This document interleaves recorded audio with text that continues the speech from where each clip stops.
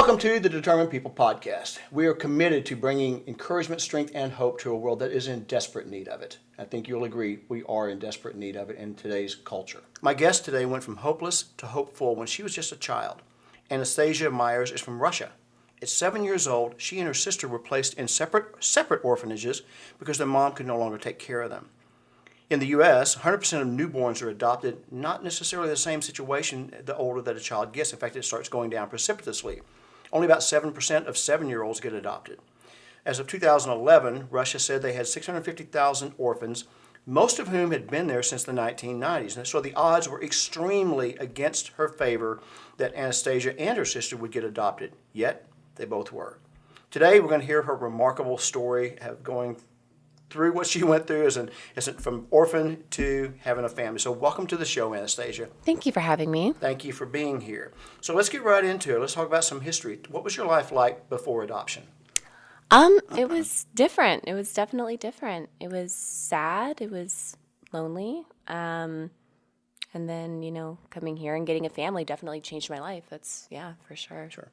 So, but your mom was in and out of your life, I think. Is that correct? She was. She was 16 when she had me and 19 when she had my sister. And, I can't imagine having two kids in general, let alone, have to, as a single parent, Sure. at the fall of the Soviet Union when you're so young. And so, yes, she was in and out quite a bit. I don't remember a father figure in my life, so I know she was doing it alone.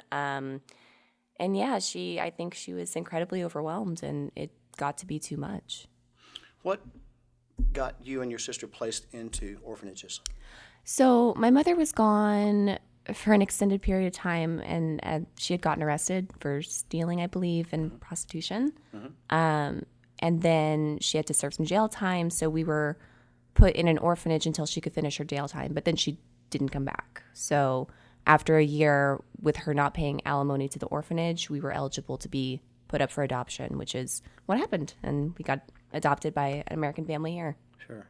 What was that like, waiting for your mom to come back? And your sister was in a different orphanage. She was. So you didn't have that family there. You were pretty much alone. What was that like, waiting for your mom to come back and then finally realizing she's not coming back? That was hard. That was really, really hard, to be honest. Because, she had told us we were going to school. And so that's what I was, I was under the impression she was coming back. And then she didn't. And that was really rough. I remember the first few days I would just lay on this little tea party set and cry. And, they shaved our heads. So it was just, I didn't feel like myself. And then, yes, I didn't have my sister anymore. And I knew her. Obviously, we lived together before that. And then when they said my parents were coming to get me, I assumed it was my birth parents. And then these two Americans show up, and I'm like, who are you? What am I supposed to do? Really? Yeah. Really? I want to get into that in just a minute, but let me ask you a question. Have you forgiven your mom? Yes, 100%. Okay. How long did that take? Years. I don't think it really happened until I had my son. I don't think I really understood what she was going through. And even after I had him, there was a moment in time where I was like, I love this kid so much, I can't imagine not giving him the whole world. And so there was a little bit of, animosity there.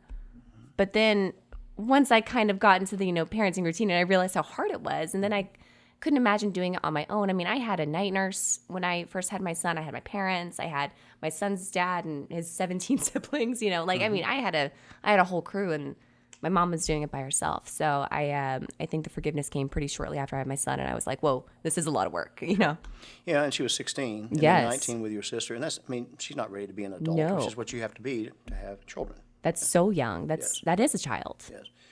What do you think it was like for your mom, your biological mom, to give you up? It was probably a little relieving, honestly. I mean, I think that she was in way over her head. And I think that she understood that she couldn't give us the life that we needed. I mean, we didn't have bed sheets. We didn't have proper, we've got these reports that just, tell us the conditions we were living in. And it's not something you'd want for your kids, I don't think. Sure. Interesting the way you said that, relieving, but with a real softness in your heart, which means you really have forgiven her. Oh, yeah. I mean, not that I would ever give my son up, ever. But I think that it would be a lot harder if I were by myself. There were multiple kids. I had two by the time I had, it's just the circumstances were not in her favor. It wasn't. And I have such a good life now. I mean, I can't complain. Sure. hold on to that comment about you can't imagine giving your son. When he's a teenager, you might want to lend him out. No, for a while. no. I mean, you're right. I mean, today when his dad took him, I was like, great, this is awesome. Yeah, enjoy. Not fully give him away. Just just like borrow. Experience him Borrow for a him. while. Yeah. You want kids? Try him out for a while. try him out. Sometimes borrowing people's kids is the best birth control ever. Yes. It's crazy how you feel about other people's children. No, thank you. It's interesting. Why do they shave your heads? Lice. Really? Oh, wow. Yeah, sanitary issues. They I mean, give it you was chills, not good bad. chills, yeah. No, it was really bad. I mean, we would do like lice checks once a week. We'd sit over a table and like comb our hair out like this, and if anything came out, you had to like do like this acid bath. It was awful. Oh, wow. Yeah. Wow. That's interesting because part of the first of our one of the foundations of our identity is our name, but I know for a girl, it's also their hair. Oh yeah. Oh yeah. It was shocking because I mean, you couldn't tell who was a girl, who was a boy. I mean, we shared clothes too. I mean, boys would be wearing skirts, girls would be wearing boys' clothes. Everybody had shaved heads. You didn't know who was who. No kidding. Yeah. Oh wow. I don't mean to laugh. It was. I mean, it really. I mean, it's like sad, but it's also like. I mean, it's not the end of the world. It's your hair, you know. Well, you and your Now you say that. Now but I say then, that. Yeah, it was pretty shocking when they first cut it off. It was pretty shocking. I don't think anybody ever gets their hair cut off and they go, man, I look good. No, I mean, I don't really honestly remember caring too much. I was just like, dang, this is extreme. I mean, I think I was like, I was like 4 or 5 when I went in, so I was pretty young. But Were you and your sister able to call each other or see each other? No? No. You didn't know where she was, really? no. Was she far away? Or was she? Yes. Okay. Yeah, she was like 500 miles away. Really? Yeah. Wow. And you mentioned that your parents were coming to get you. So you had not met these people before they adopted you? No. Wow. How did they choose you? They send over like audition tapes, like of the kids. So there was like a video of me and I was like drawing a picture of a flower and then I did like this little Russian dance on the wall. And so then they do that and then you go and you obviously meet them in person. It was unique though because my parents actually didn't even know about me when they got to Russia. They were going to adopt my sister because she was a baby. Like you said, everybody wants like the cute little babies. And then their agent was like, well, she's the second born. Do you want the first one? And they were like, no. No. And then they met me and they fell in love with me. So it all worked out. Who wouldn't? Come on. Thank you. I find it interesting that the caseworker actually told them about you because they've got a placement. Why not just not rock the boat, right? Right. What was it like coming to America? I mean, it's probably safe to say it was your first airplane ride, which is pretty incredible. But what was it like, when you got here? How much did you know about America? I didn't know anything about it. I was super confused because I didn't understand the concept of different languages at that point. I didn't understand why I couldn't understand them, and I didn't understand really what was happening because they just told me your parents are coming to get you. That's it. That's all. That's the only information I was given. And so when we got on the plane, I was super sick because we had gotten just a ton of vaccinations, and I was freaking out because I didn't know what was going on. My ears were clogged up, and some lady next to me kind of translated between my parents and I, just kind of explaining what was going on. And then I got here, and it was like the day before Halloween, so everything was just decorated all kinds of messed up. And I remember looking at the houses just terrified. We didn't have Halloween in Russia. We had like we talked about like Baba Yaga, like we had like little folk tales, but we didn't have Halloween. And so I remember Halloween very, I still don't like that holiday. I still don't celebrate it at all. Yeah. God has a sense of humor. He does. It was, serious sense of humor. That was a sick one. So you didn't speak any English. Your parents didn't speak Russian. How did y'all learn to communicate? I learned English. I had to learn English, yeah. How did you do that? My mom knew a couple basic Russian phrases, like she would say "что это," which means like "what is this?" And then I would tell her in Russian. She'd go, "In angliski," it's and then she'd say the word in English. And so I learned to do that. My grandfather also spoke Polish, which is similar to Russian. It's like Spanish and Portuguese. So we were able to kind of break by. I learned English within like 3 months, though. So Really? Yeah, when you're a kid, you just absorb. You do. Yeah.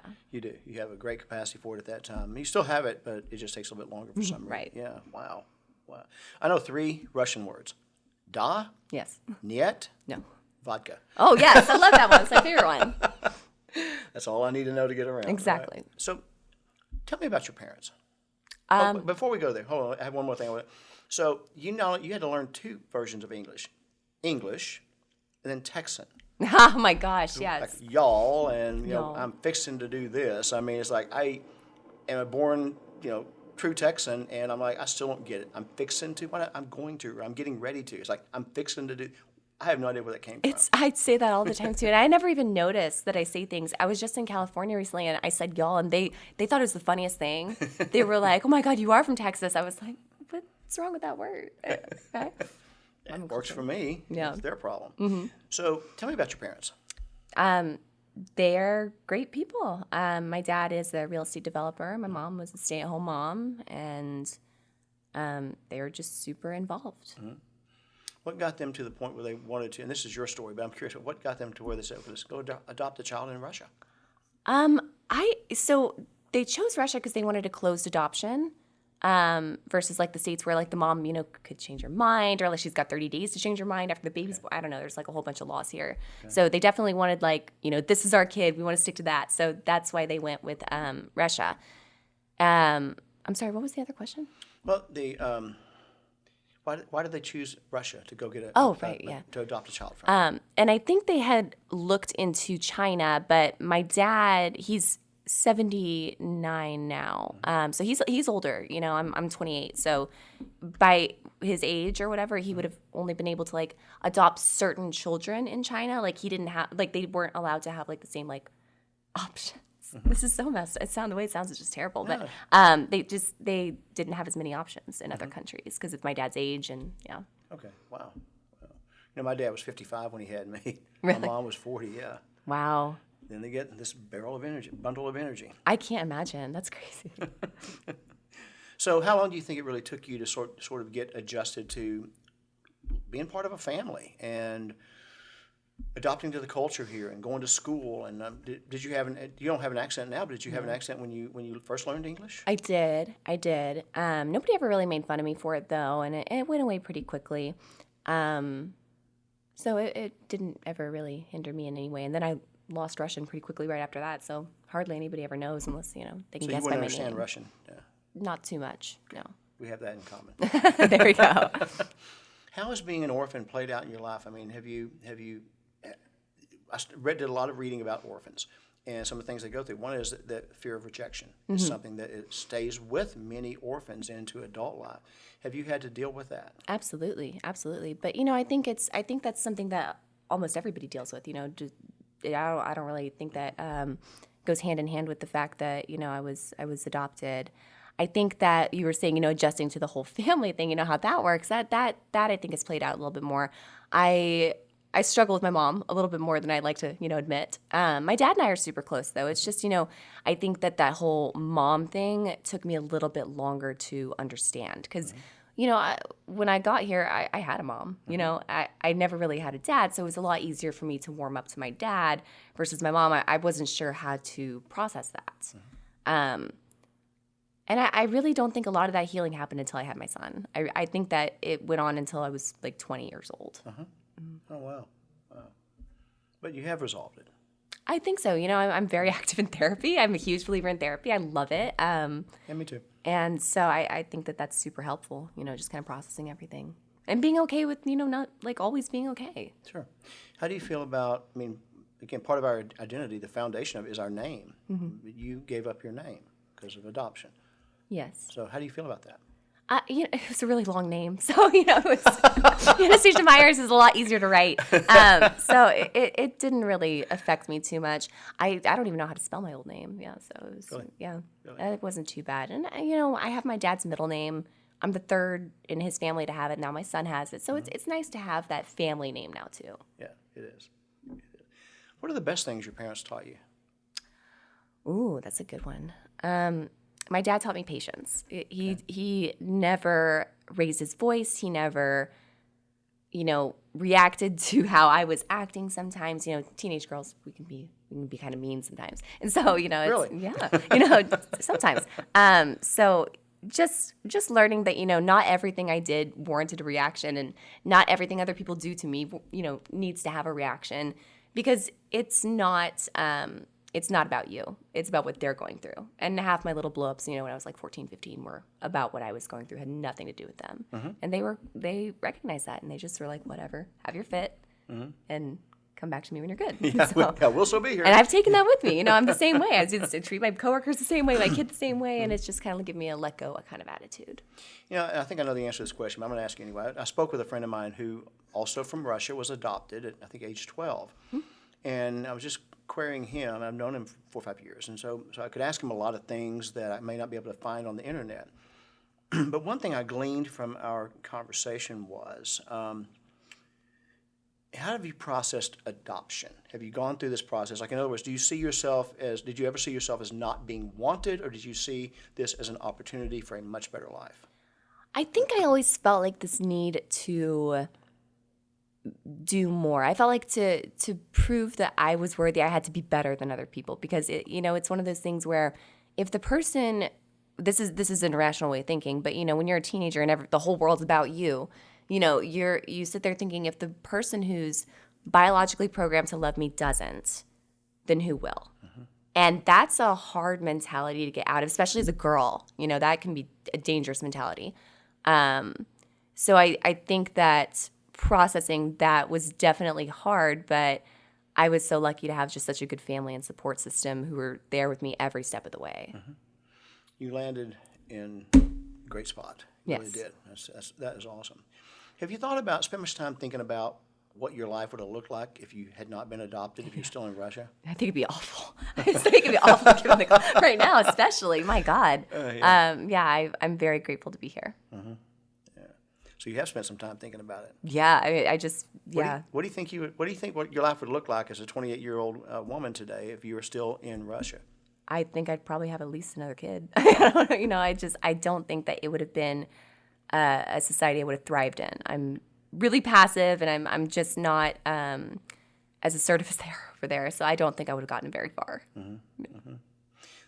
It's been 31 years since the Soviet Union broke up.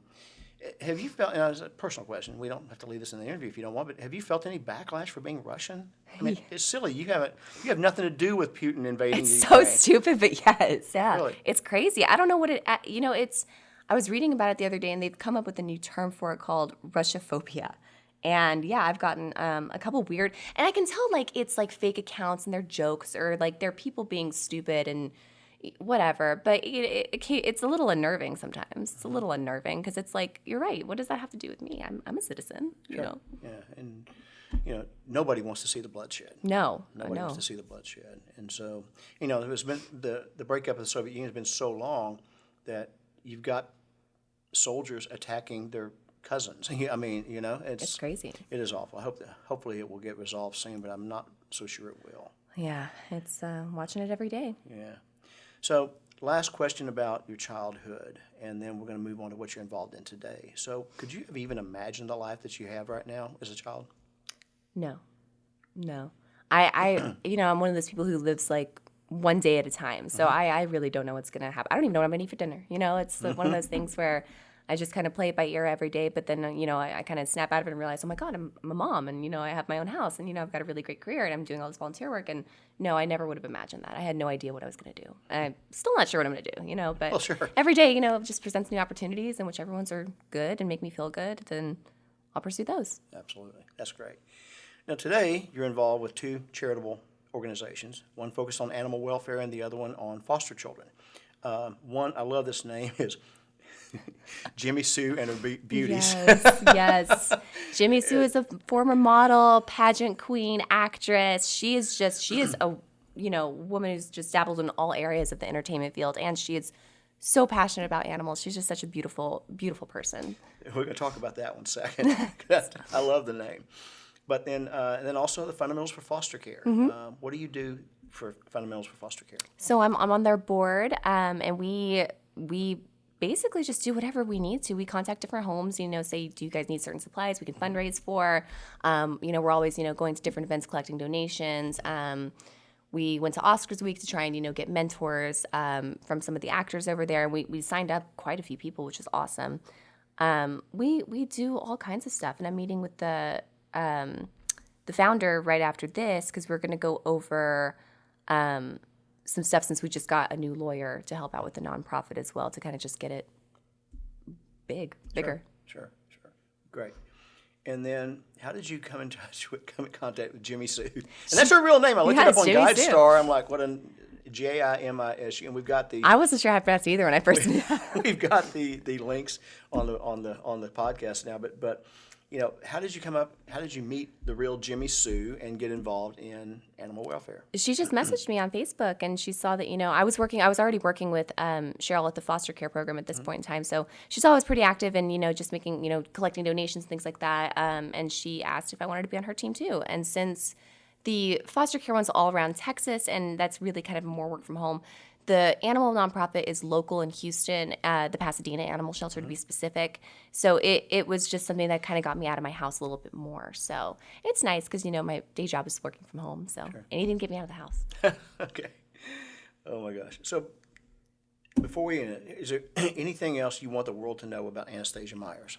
No. But, I would like for people to, if they have the chance, look at these two foundations and see if this is something that you're interested in. We're always taking volunteers, mentors, all kinds of stuff. If you've got like extra books that are gently used, we're constantly collecting. So if anybody has any questions about either of the programs, I'd love for them to reach out to me. Or how about maybe sponsor a backpack for a kid? Absolutely. Sure. Yeah, we talked about absolutely. Yes. Sponsor a backpack. Kids always need backpacks, suitcases, school supplies, clothes, toys. I mean, even the fun stuff. It's not, we're not just providing basic needs. We're giving them a life. Sure. So even toys. Yeah.